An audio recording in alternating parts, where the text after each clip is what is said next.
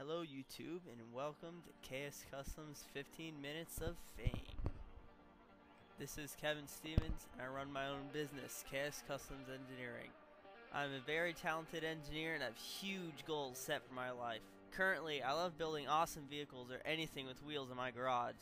There's so many crazy things that I have built by myself. The coolest part about the vehicles I've built, though, is that I built them by myself with no real training from anyone else.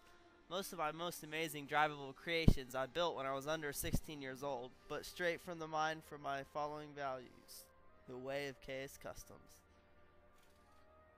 I'm now 17 years old and still work on and maintain my first creations almost daily. I built a mini bike with a 5.5 horsepower Honda engine which tops out speed at 46 miles an hour, an electric go-kart that is about as efficient as you can get, and a ride-on drink cooler which is now more than just a cooler and is the first of my vehicles to receive a recent major overhaul.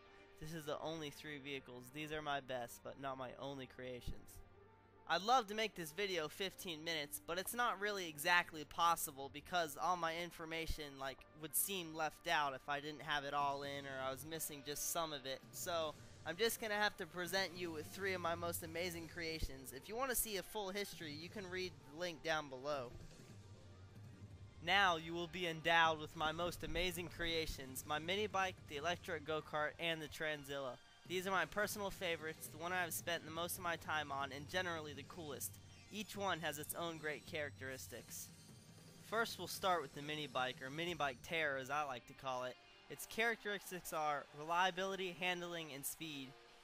I got this kit as an early 15th birthday present. I built it myself, my dad there, just to give me the okay to do things and give me some general advice about what I should do or should not to spend my money on. When I got it, it came with just the frame, the tires, the rims, and other parts to put the thing together. You could say the mini bike is about 50% custom. So after buying a very reliable Honda 5.5 horsepower engine, I bolted the engine onto the frame. We had to get a smaller gas cap because the engine was slightly too tall. Once it was sort of built, I assembled the chain and the clutch. And after that, it was pretty much test ready. Drive system was pretty much complete for testing mode. I went for a test run once it was semi-rideable and pulled the throttle which was mounted on the engine, and my view blurred when I accelerated quickly for maybe 5 to 15 miles an hour. It was not that fast in acceleration, but it was fast for what I built at the time, this being my first custom vehicle. There was one main problem though: this large single piston engine shook a lot. It jolts and hammers whenever you accelerate, so the chain would shake. The chain shook a ton, making it fall off almost every time I accelerated. This brought me into installing a custom-made chain tensioner. This chain tensioner has small wheels on it to roll against the chain, metal guides on the side to prevent the chain from sliding and falling off the sprocket, and a spring-loaded mechanism which pushes the tensioner up against the chain so it's tight and does not shake around and fall off the sprocket. I made fenders for the mini bike to stop dirt and water flying up from the tires from getting all over me and the bike. I painted the bike a metallic dark gray and the fenders red like the engine. Once the mini bike was at that complete stage and basically rideable and done, minus the upgrades I would make, I took it for a few rides. That last ride is when I learned that I needed to turn the handlebars to the side before the kickstand I welded on to work. The bike fell over while the engine was running, breaking the blades on the cooling fan. I had to buy a new one, and I created and welded on a brace that extended over the side of the engine to prevent any more damage if it were to fall again. Trial and error is the best way to solve problems. The mini bike only had rear brakes at the time, and they were drum brakes, so they were not very good. Drum brakes are only good type of brake if they are properly adjusted.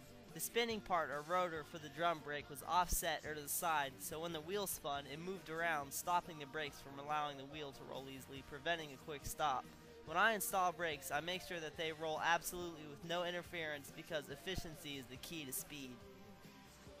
Probably a year after getting the mini bike, my final grade upgrade was complete, which took maybe a total of 8 hours, which included dual disc brakes for my 4-wheeler and large brake calipers. These large calipers, along with my discs and custom mounted disc rotors, created a powerful stopping force. Behind this mini bike was an easy but long task considering it was my first custom creation. It still needs a steering dampener which makes my handling better at high speeds, but even at 46 miles an hour the mini bike still has wonderful handling while driving fast. The mini bike is currently in a complete phase, looks nice, performs well, but needs a tensioner spring as the old one got lost as I was riding. I am very satisfied with this vehicle, just like my others. This brings us to my next favorite vehicle. I have no official name for it, but I just call it simply the electric go-kart. Its characteristics are efficiency and handling. Show may be soon added to that list. Since I want to design supercars, I'll make a full-size go-kart body for it, based off one of my very own supercar designs. This go-kart was built in the same year I finished the first version of the Transilla, when I was also only 15 years old. I built the go-kart in only 2 weeks. I had done so much welding I got a sunburn, which was really crazy. This go-kart was made out of mostly scrap metal from the trash, a great way to do things without spending money. This kart is 95% custom by me. When I was going to build it, I just randomly thought of an idea to build a go-kart. I started with only 4 tires and maybe some brake cables and other equipment. After 2 weeks, the kart was rideable and very efficient. It rolls extremely easily because of the thin tires. It rides low off the ground but has a 6-inch clearance and has no friction in the brakes and bearings. It rolls wonderful and even starts to roll when I sit down inside my garage. The floor of the garage is only angled at half a degree. The high gear ratio with the 16 miles an hour top speed allows the engine to move me fast, but the low rolling resistance allows the engine to work extremely easily to keep me going. I can probably drive this thing for about 4 hours straight. I've made a hood for it out of aluminum and whiteboard, which looks really nice and features my logo on the front. It runs off the same batteries as the Transilla and has the same type of throttle computer. It is a great representation so far that KS Customs is not just all about speed, but all about efficiency, looks, and quality too. This is my first creation that has gone through a second overhaul. This is the Transilla. The Transilla is not my fastest creation, but it is definitely the most amazing and awe-inspiring yet. Its characteristics are reliability, strength, visual looks, and stopping power. It originally started out as a ride-on drink cooler. It turned out way more awesome than I'd ever imagined though. Using the frame on my old gas scooter, I kept the front handlebars and cut off everything sticking up that would be in my way. I bolted 2 tires sticking out from the back, and instead of having 1 tire in the middle like a regular scooter, they were both sticking out on the sides. I cut and welded on supports that held on the opposite ends of the tire for stability, then made a bracket to hold the cooler. The main advantage of this bracket is it set the future up for the Transilla, allowing me to make other attachments besides just a cooler for it. Once rideable, I finished it off with blue paint for the frame and red paint for the other minor touches. I installed my dad's old stock truck horn. Now not only could I ride on top of a motorized drink cooler, but I could honk at people too. It is really amazing even at that point, mostly because I was only 15 when the first version was done.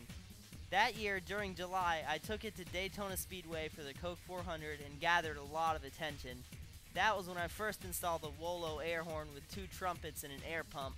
I'd paid only $30 for this horn when it was worth well over $105. What a deal, huh? After the races, I continued to ride it at home, but then my batteries started to go bad.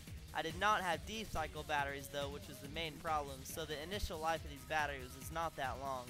These batteries were meant for starting lawnmowers, not running electric motor all day. So I headed down to my local Interstate Battery and purchased some deep cycle batteries. They lasted a good 1.5 years in most daily use until I bought some more recently. I had rewired the cooler probably about 3 times, excluding when I first built it. After installing the chrome horn, I installed red neon lights under the cooler. These gave a red glow and a nice vibe at night. Then, in early 2010, after months of occasionally thinking about putting a radio on the cooler, it happened. I had amazed myself beyond belief. The speaker box is loaded with a 120 watt amplifier, 2 6x4 speakers mounted on the side, 2 purple strobes in the front, and a logo on the side. The logo is the coolest part.